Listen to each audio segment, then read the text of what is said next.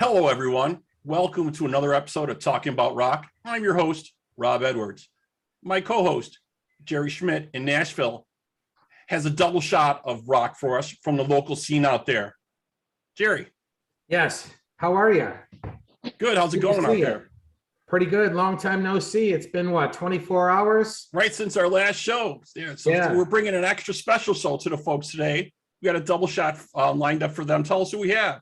We have Colleen and Alanna from Love's Tragedy, and we have Kenny Barlow from Mr. Gray, both performing on the Bowie stage tomorrow night, Friday night at 6 p.m. Excellent, excellent. Folks, how are you doing today? Are you talking to us? Yes. Hey, we're good. Hey, we're great. How are you guys doing it? We're doing pretty well. Awesome. Excellent. Thanks for having the show. Yeah, this is great. Oh, absolutely. I'm glad you guys joined with no technical difficulties. That seems to be a common issue for a lot of people. Yeah, well, good thing it went well for us. He did it all himself. He had it ready when I came in. So I was like, yeah, I don't have to figure it out. Yeah, I was banging on the drums. And then I saw it and I said, oh, yeah. That's right. Kenny, you're a former IT professional like Robert and I, aren't you? No. No? No. You No, won't sir. admit to that, huh? So tell us about this this new release tomorrow, Colleen, of The Storm. How did this come about? How did Love's Tragedy and Mr. Gray combine together to get on the same stage tomorrow? Well, it was just an idea I had. We hadn't played in a couple of years, and we had some songs kind of in the archives that we never finished when we split up a couple years ago. And I talked to a couple of the guys in the band, and they wanted to just go ahead and finish them up. And so we went in the studio and recorded these songs. I wrote a new song. This is not The Storm. It's from 2 years ago I wrote it, but re-recorded it just a couple of months ago. And we're releasing it now tomorrow. We're really excited about it. And I just decided, like, hey, let's just do a show. It's my birthday. I want to have a good time with friends. And what a better way to do it. I mean, Absolutely. and these guys have been my buddies for a long time. They're a great local hard rock band. Thank you. And we've played some shows with them back in the day. And I come out here and hang out with them in their rehearsal space all the time. You go see them play. They're great. Right down the road there in Unionville, right? Yes, Yeah. sir. Mhm. Unionville, Tennessee. I need to come down and check it out one of these nights. Yeah, you're less than 8 miles. It's a nice country area. Yeah, you have to send me your address there, Kenny. I definitely will, man. No doubt. So how did you get the band back together? Band members come and go in this town here in Nashville, Tennessee. I'm quite amazed that you were able to get all the guys back together. And let's talk about who those guys are. We have Keith White on guitar, David Dix on drums, and Chad Grant on the bass. And you said that they're longstanding veterans of the Nashville music scene. Yeah, all of them are. So back in 2009, I was coming out of another original band that I had been in for a few years, and was looking for a new project. And Chad isn't the original bass player. I had another bass player come on. He was the first member on Love's Tragedy at the very beginning. And then we met Keith. We just kind of auditioned a few of the local. There's some other veterans who actually auditioned to be Love's Tragedy. But when Keith came in, both Billy and I just looked at each other and said, yeah, okay, you're in if you want it. And then he's like, I got this great drummer. And then he brought David in, and we were like, sold, okay. So it was a really easy, just clicked really quickly. And, we all have lives that get difficult, and sometimes you have to stop doing what you're doing and move on and do something different. But they've all been here still, and we still have a love for the music that we create and a love for each other. So when we can, we try to come back together and make some more music and maybe play a show or two. Sounds like fun. It Robert and I, we both listened to the music that you sent me on Reverb Nation, and we're both very impressed about how strong your vocals are. I think you have to be one of the most powerful female vocalists that I've heard in and around Nashville. Thank you. It was a pleasant surprise to me. It kind of conjured up images of maybe Sandy Soraya back in the day there in the late 80s. But I quite haven't heard a female voice like that in a long time in the land of pop and top 40 that we're suffering from now these days. Makes me want to puke. Yeah, yeah. I have to echo exactly what you're saying, Jerry. When you showed me some of the songs here, it was outstanding. You know what I mean? I listened to the earlier stuff from Divide and Conquer, and then it got into the newer stuff. And to me, since I listened to it all at the same time, it didn't even seem like there was a time period between that music, really. Right. Because when I heard it, it's got the same guitar crunch and energy driven stuff all the way through, which really kept me going. It was really nice.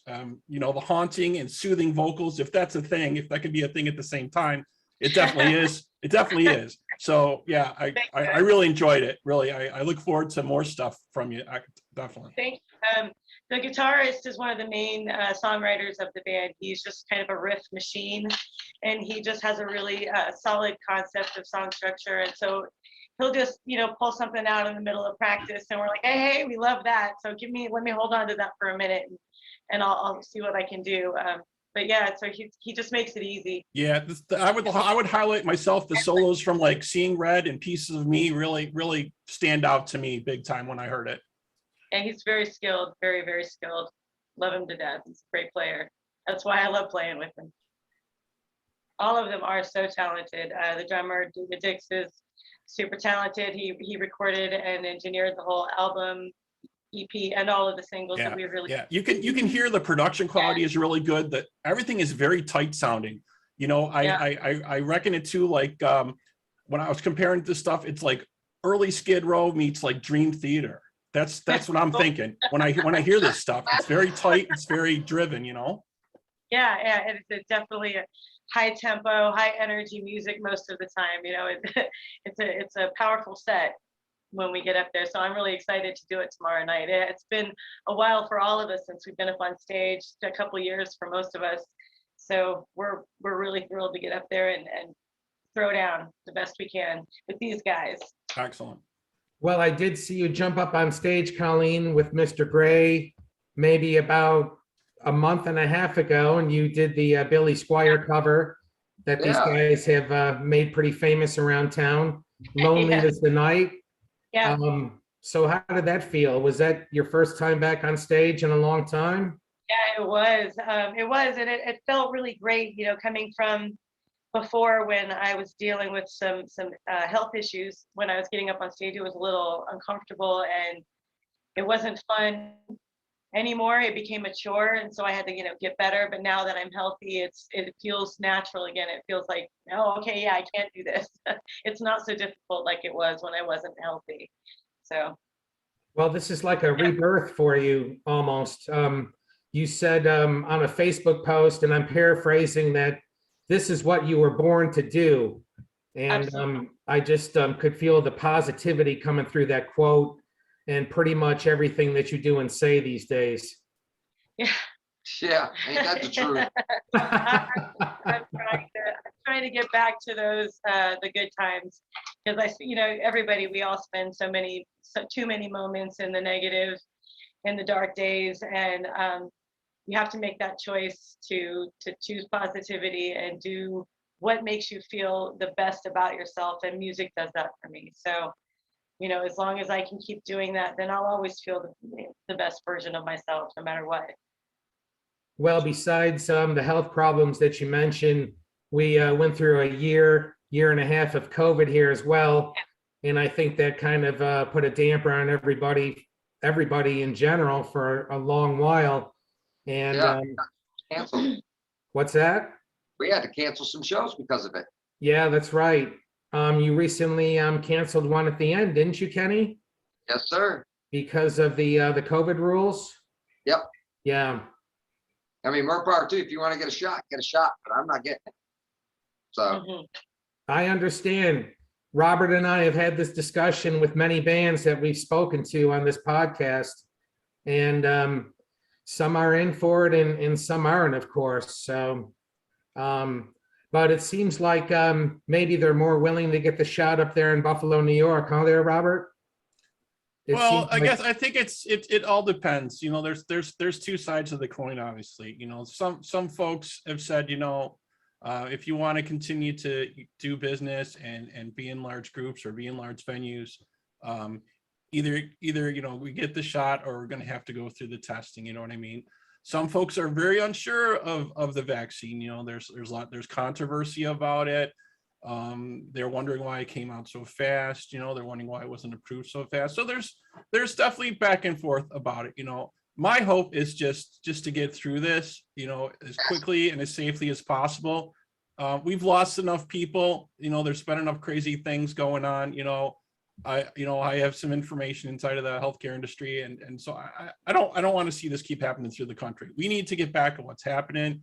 We need to get back to business. We need to get back to rocking. We need to get back to shows, all this stuff. So we're so glad it's starting to happen again, you know, and that's kind of our mantra is let's support these local bands, these local artists and these shows. You know, we're here to keep the torch alive, and we're here, you know, to talk about you guys. Amen. Yeah, keep the torch alive. Where the music is the torch, and music is healing. And when you stop the music, everybody's gonna get sick, right? I mean, you can't stop the music. No. So and that's why we Bowie's that we're playing at, they don't have the mandatory. Nothing. Yeah, it just come as you are. We don't care. Just come and enjoy a night of love and music and friendship, and it's going to be a lot of fun. I'm really excited about it. And So be a lot of people. Be a good turnout. Yeah, Yeah, it sounds like absolutely. a great event. Yeah. Sounds like a pretty nice triple bill.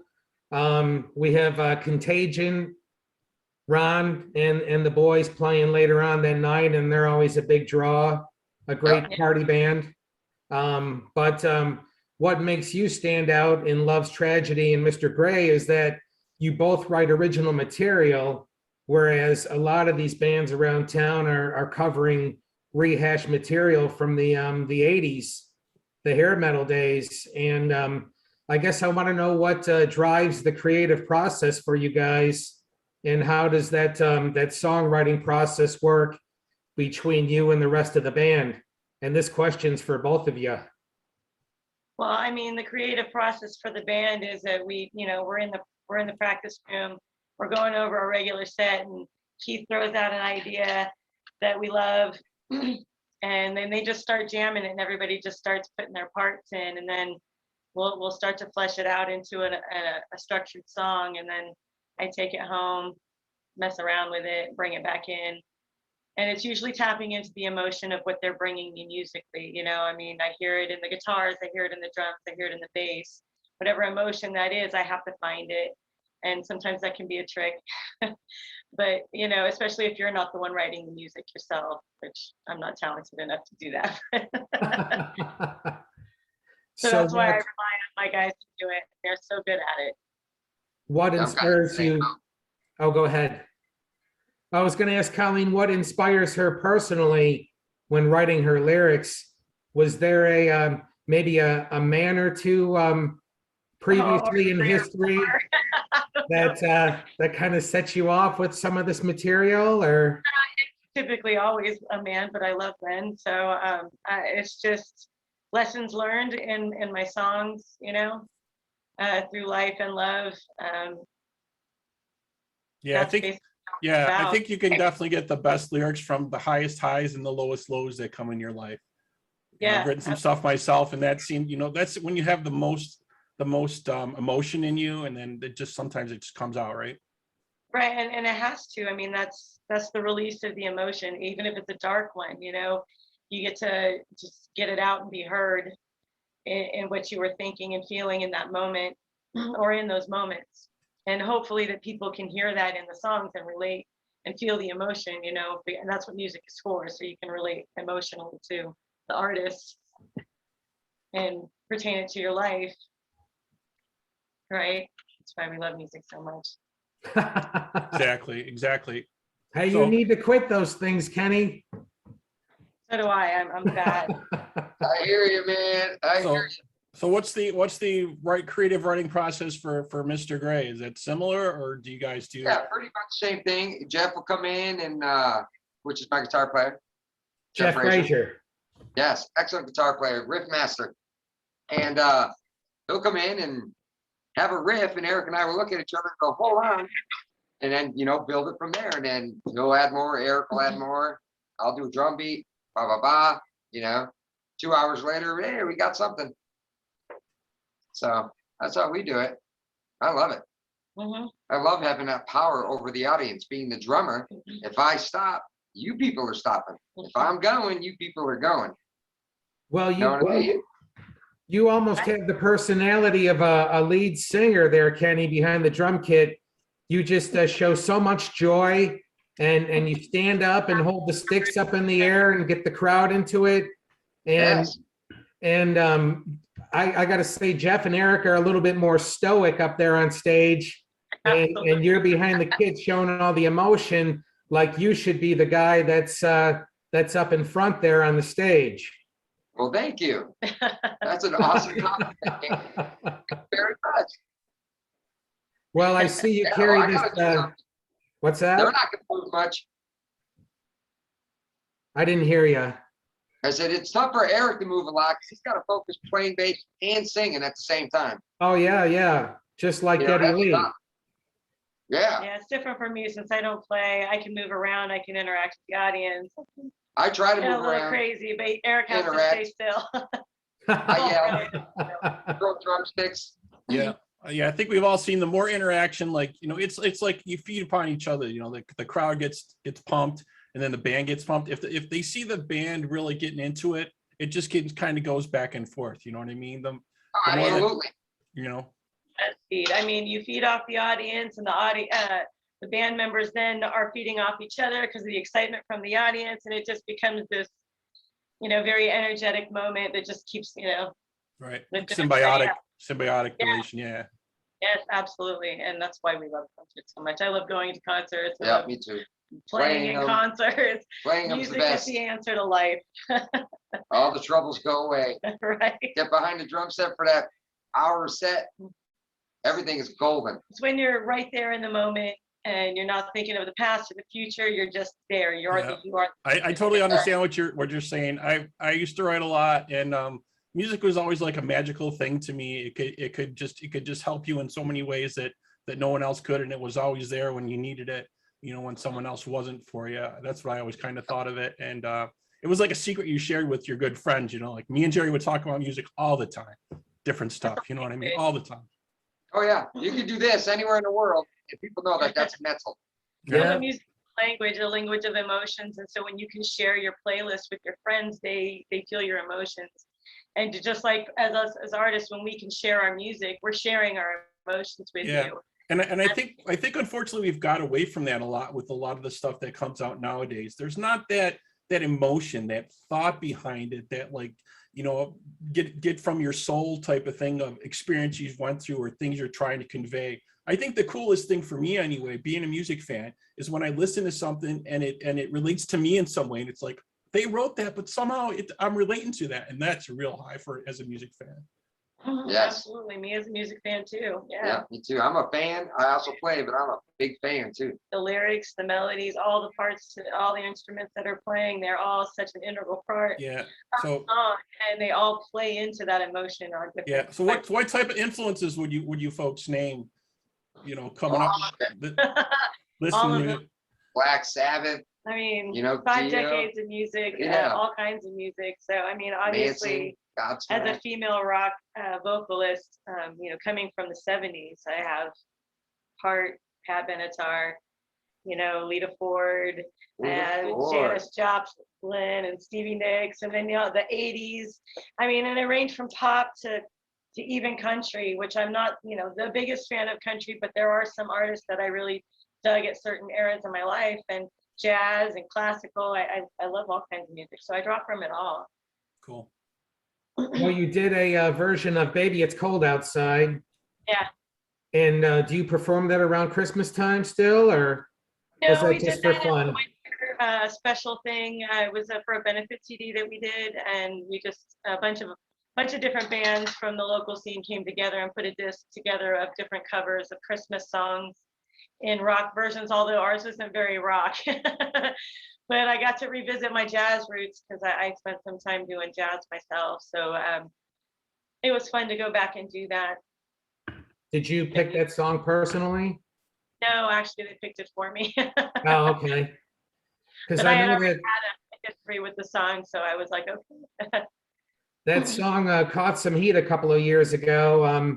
I guess some people were starting to ban it from radio stations. And what would you say to those people that that think that song is a little out of line or off base? I mean, that's their perception of the song, and my perception of the song. It's just two people being playful, and the girl wants to go, but she doesn't really want to go. And I mean, it's just a song, and people want to take it way too personally. It's all done tongue in cheek. It's an older song. The lyrics and the way it's spoken, English back in the day was a little bit different. Things meant, different things than they do now. So people tend to just analyze things too much. Just listen to the music. Yeah, seems like we're falling into that trap with a lot of things. So you got a little bit. Touchdown. Touchdown. Oh, who scored there? Tampa or Dallas? Tampa. Tom Brady. Are you from that area? Oh yeah. Yep. Yeah. Yeah. Western Massachusetts, not far from Foxborough. Nice. I could see why you're a big fan after all these years. Oh yeah. Now Brady's with the Bucks. Which So, school? I went to Tampa for 25 years. oh, so you can't lose then, huh, Kenny? No.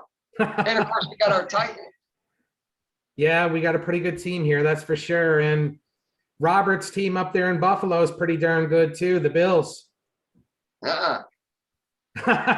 Yeah, we're always in competition with what used to be New England, but we'll see what happens. The Bills always try. We'll see what happens. New England's starting over. Yep, New England's starting over. Yep.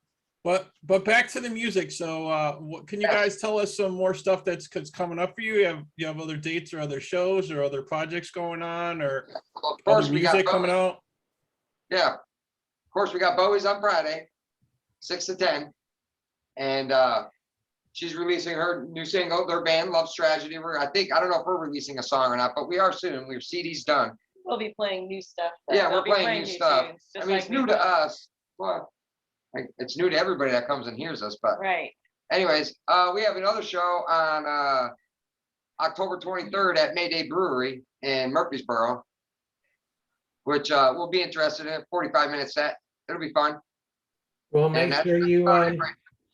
make sure you advertise it. It's hard for me to find your dates.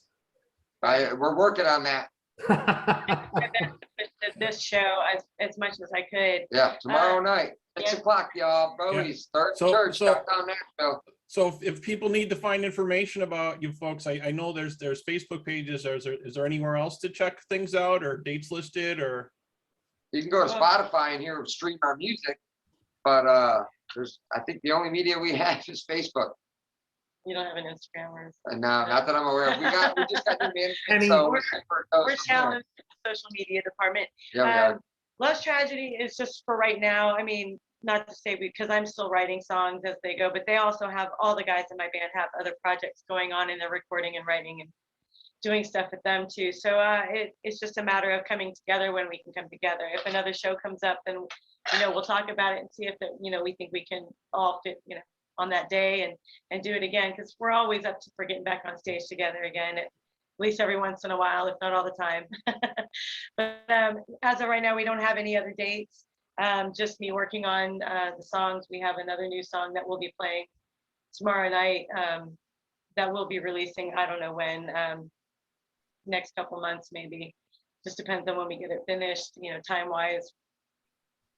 So Which will is that just your second song of two, or did you write like a half dozen or more this go around? No, beauty of a writer. um, but there are several songs, and I've got actually Jeff Turner. No, not Turner. Sorry, that's Fraser. Fargo Strut.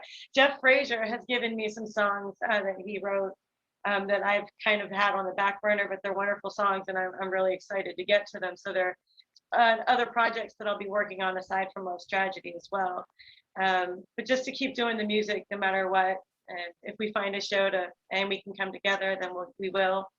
But Buy our merch too. We have merch. go out to as many shows as I can and meet as many amazing musicians as I can, because there is a plethora of them in Nashville. So, That is true. how And did they're all you awesome. how did you twist Bowie's arm to let you play this time slot on Friday night? Being that you've been away from the music scene for a while, how did you convince him to let you jump up on that stage again? Yeah. How did Well, you do how that? did I do that? Who Well, helped with it's that? all about networking and making genuine connections with people. And I had gotten to know Michelle over the last year and a half, and had been to Bowie's many, many times, was a regular coming to a lot of the shows that were being held there. And she knew I was a musician, but I was just, kind of Everybody's working musician, my so way. And yeah, and so, you got to one prove day, yourself. oh yeah, she finally got to see that I could actually, maybe sing when I got up with them that night at Bowie's. And Oh, so when nice. I asked her about it, I said, "Do you think you would give me the 10th Friday for my birthday?" And she said, "Yeah, let's do it." And I was like, "Hell yeah!" So really, there was no arm twisting with her. We already, we have a great relationship. She's a wonderful woman, Michelle. Michelle. Yeah, I think I saw Michelle out there in the audience watching you, as a matter of fact. So She that came was, and gave me a big hug after it, so I felt loved by her, and she has the love in return. She's doing a great job. She holds that place down almost all by herself. So And it's Yeah. rock and roll. well, I know that she's kind of partial to the same three bands on Friday night and Saturday night. And those same three bands always seem to get the coveted spots. So it just seemed like it was probably difficult to convince her to let you get up on stage and promote your new song.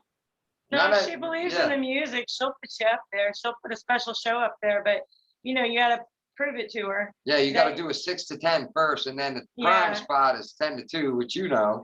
Right, We yeah. all know. With her, you can't jump up on stage and expect to get any favors. But yeah, I mean, and it's a cutthroat scene here. There are so many bands, there's so many cover bands and tribute bands And they're all original good. bands. And there's many, many, many of them that are just freaking amazing, just blow you out of your seat. So amazing, some of the tribute and cover acts that are out there. And because Bowie's is more of a tourist bar than it is a venue, they gain a lot of the walking traffic from the tourists. So they have to play music that appeals to Everybody. tourist traffic. And so originals aren't I guess, Go to. what people want to hear. They want to hear what Journey. they already know, Yeah. what they can on to when they're wasted on Broadway. Yeah, Jerry and I talk about this a lot with the explosion of the tribute band thing going on because of the ticket prices. They're just crazy everywhere, So the tribute band thing is really big here, So yeah. Yeah, it is, and We'd like to it come up actually there and makes better money than the original acts. It just does because of the tourism, and that's what they're looking for. So original acts, we don't get paid so well here. If you get signed out of Nashville, you will get paid better. But here, it's pay to play some places. Sometimes you Is make a little money, but you do it more for the love than the money here if you're going to play in town. Yeah. It's all Yeah, about the love. we would love to see both you guys out here at some point in the future. That would be so good. I'm going to have to come out there and visit you, Jerry, and you'll have to take me around and see some of the places out there at some point, definitely. Absolutely. Endless places to go. So Every night of the week, too. every night of the week, there's That at is least true. 50 different shows, if not more, that you can go to. But I usually end up at the same four places. So Yeah, me too. We have our favorite places and our favorite people and our favorite bands, and it's good when the new ones slip in that blow you away. And there's been plenty over the last year that have come into Nashville that have just been just amazing. super talented people. So all the local Nashville musicians need to step up their game because the talent coming in is pretty tough. I know a lot of youngsters. Yes. Yeah. Yes. And even musicians my age and older I've seen come in that are super amazingly talented. And it makes it a little more difficult, and it just makes the regular musicians here, step up their game and not be complacent about their talent, because you really do have to prove yourself here if you want to make any kind of name for I just play yourself. right from here. If you want to get any kind of shows, yeah. That's it. Is it, you think that's the driving force that's going on out there? Kind of sounds like it. Like there's a lot of good acts going on, but a lot of Yeah. people have moved there right now. So that's making everybody else maybe, like you said, get on their game more, maybe be a little more nervous, but actually bring the level of music even better, right? So maybe it's a good thing all the way around. And we definitely like to see younger bands too. Right? You're always told to play with musicians who are better than you, so that makes you a better musician. So yeah, I mean, all these great musicians that are super talented, some of them have lots of experience, some of them are just prodigies. They just come in here and they're just blowing everybody away. And the regular musicians around here, while there's plenty of talented local ones that have been here for decades, there's it makes everybody move up as a whole, in their abilities and desire to be better. I don't mind it. I love it. Yeah. We played with everybody. Nice. Well, you certainly carry this joy into your everyday life, Kenny. It I do seems my like best. you're the perpetual optimist every time I see you. He is. Well, sometimes he gets a little pissy, but Yeah, that's probably. I don't know. My philosophy is life's too short to be pissed all the time. right. Right? I agree. Enjoy what you got. Yeah, Every day's a blessing. exactly. You gotta appreciate what you have. Definitely. Right. Especially with the way the world is and things that happen. You gotta appreciate what you have and remember that for sure. Right. So Colleen, and I got to ask, in Force-Fed Lies, you quote George W. Bush in that song. Was that your idea or one of the other band members' ideas to sample George W. Bush about the Iraq and Afghanistan wars? Well, that's from my very first original act, and that one was called Sedent, and it was a more of a heavy metal kind of, style band. And that particular song, I didn't actually, that wasn't my idea, but I didn't oppose the idea.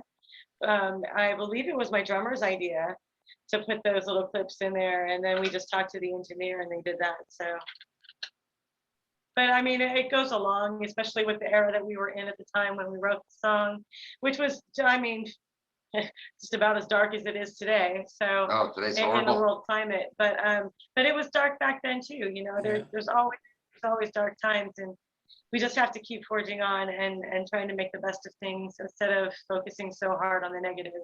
Exactly. The positive thing is the way to go. We've seen bands in the past, they did that type of thing in different sampling, they sampled Ronald Reagan or different things like that.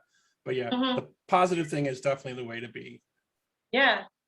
I mean, back then, there's I was channeling some very dark emotions in that band. So yeah, some of that stuff is really dark, but it's still I mean, people can relate to it, and it's a release of that emotion. So it's good to be able to get it out artistically. So a lot of your songs are about female empowerment. Are there any social or political issues relating to females that are near and dear to your heart and influence your music? Well, I mean, I believe that there's a lot of bullshit going on, sorry for the language, going on against women, but women have to take their power, and that's the bottom line. You can't allow the general public or society to tell you what you can. It's your body. So I mean, do what you got to do. Well, I think the storm definitely kind of brings that to light indirectly, and it's just a real ass kicker of a song that would probably pump up all women that hear it, in my opinion. me up when I sing it. It gets me all empowered. It's a really powerful song, and I when I wrote it, I was kind of in that mode, but I wasn't quite there yet. But I feel like over the last couple of years, getting healthy again, I'm kind of there again. I feel empowered again, and it is meant for everybody. I mean, the whole song just kind of gets everybody charged when they hear it. So that's what I love about it. It is empowerment. It's about, not letting somebody take away your power and just coming in like a storm. I loved it, and Robert loved it too. Yeah, it was a great track. Excellent. It was excellent. I listened to some of the interview that you did on the radio station out there too, bringing that song out. That was outstanding. Thank you so much. Appreciate it. So Kenny, you're a southpaw drummer. Yeah. Yeah, and you told me that you can't play these multi-artist shows and benefits because the drum kit is completely reversed from a right-hand drummer. Can you talk about that a little bit? I found that to be pretty interesting. Yeah. I'm left-handed, so my hand's on the opposite side of the other guy's drum set. And it's a blessing, but it's a curse too, because I've had offers, to play with several different bands and come up and do a couple songs and, the Rare Hair and stuff like that. And it's like, man, I can't play that on a right-handed kit because, I'm this way, right hands are this way. Well, I'm not that fluent. So in a way that sucks. But on the other hand, no matter where we play, I'm allowed to bring my drum set, which is nice, because I'm left-handed. If I got to set the house kit up right-handed, to switch it around to left-handed, I might as well bring my kit. Right. So in that sense, it's pretty good. But it's just cool. It is what it is. I'm holding my own, I think, as one of the, I don't know how many left-handed, I only met one other left-handed drummer in the state. Have you met any other? I have not, but our little blonde friend is left-handed. Yeah. Zach? What's Who? that? Oh, never mind. I'm getting off course. Oh, I got it. I'm getting off course here again. But It's An inside joke? an inside joke. I got it now. just a fun fact for you. Yes, Fun sir. fact. So do you guys have plans to play together up on that stage tomorrow, or is it just going to be your two separate bands? We're Two just separate bands. doing the two separate. Yeah, I mean, they have their moment and we have ours. We don't, I mean, if I would have had time, I would have loved to try to put something together with them, but there wasn't time for it. Well, I know the Bowie's website has Love's Tragedy and Mr. Gray listed together at 6 p.m. How is that going to work? Okay. At 6 o'clock, it'll be them till about 8:30, probably 8. Wait, 6. No, that's like 2.5 hours, isn't it? Yeah, that's what I'm saying, like 7-ish, 7 to like 8, quarter after 8, and then Love Strider go on quarter to 9 till 10. Not quite till 10, till 9:30. Yeah, it gives us It'll be about time. an hour set for tear me, shit hour and a down. half set for them. There'll be some tear down and setup. We're gonna have some guest MCs and some giveaways with some, Merch. swag bags, and we'll just have a good time. Get Nice. drunk. Friday night Well- with Mr. Gray and Love's Tragedy. I'm wearing the headliner right here for tomorrow night's Hey. show, so you got to hook me up with some Love's Tragedy and Mr. Gray merchandise. I need a shirt for my show. Yeah, I think we need a Love's Tragedy and Mr. Gray shirt in Buffalo maybe too there, Terry. We'll see what we can do. But this Yeah, sounds like an amazing show. I think everybody's pumped for it. Both you guys, both the bands here are awesome. Love the music, love the songwriting. It's just Thank you. fresh, clean, in your face, hard rock and roll, take no prisoners. Here Yeah. it comes at you. You know what I mean? And I think that's awesome. I really, really do. So Jerry, have fun at this show, get us some nice footage from that. That'll be great. We can't wait to see it. Yes. We so appreciate you guys, taking the time and checking in with us and letting us know what's Thank happening in you. your world. We hope that you'll continue to kind of let us know and check in with Jerry, and when you release new material or new albums or you got tours coming up, because I'm thinking you guys keep rolling the way you're rolling. you're going to get picked up eventually. Definitely. That's what we say. We Definitely. would all have to quit our day Yeah, jobs. that's Right? cool. Right? That's what we all hope at some point, right? That's what we all hope. I'm ready for the rock. We wish you the best of luck. Definitely. We're so glad we could have you on the show tonight, So if you guys want to check out more about these folks, you can check them out on their Facebook pages. And also, if you want to hear more from us or you have any questions, always feel free to email us at talkingaboutrock@gmail.com. Please like us on Facebook, check out our Instagram, and please subscribe to our YouTube channel. We'll have videos from these folks also under Talk About Rock guests. Kenny, one last question. Kenny, what's the craziest thing you've ever used as a percussion instrument other than my back and my shoulders? Well, that's. I've used a lot of That's things. for another Is that for show. another show, maybe? I don't know. Yeah. You were That's- hammering that's like away another on me at the Power Slave show at the Basement East. Yeah, great show. Yeah. Hell yeah. So All I can't divulge that information. what's that? You can't divulge that information? Yeah. Well, you certainly gave my back a good pounding during Power Slave, so. It's a great song. Maybe we can get some backstage footage, Jerry, and folks can get an answer to that question if you can do a little backstage video. Right? Rock on. Y'all are out of control. All right. Awesome. You too. Thank you so much, folks. We appreciate you taking the time with us, and we Thank look you. forward to seeing more from you. All right, sweet. Well, All thanks right, for coming on and have a good talking with us. Yeah, Yes, sir. we'll see you Friday, right? Friday. Yep, Tomorrow. absolutely. All All right, folks. Have a good night. You Yep. too. Take care. Thanks for coming on.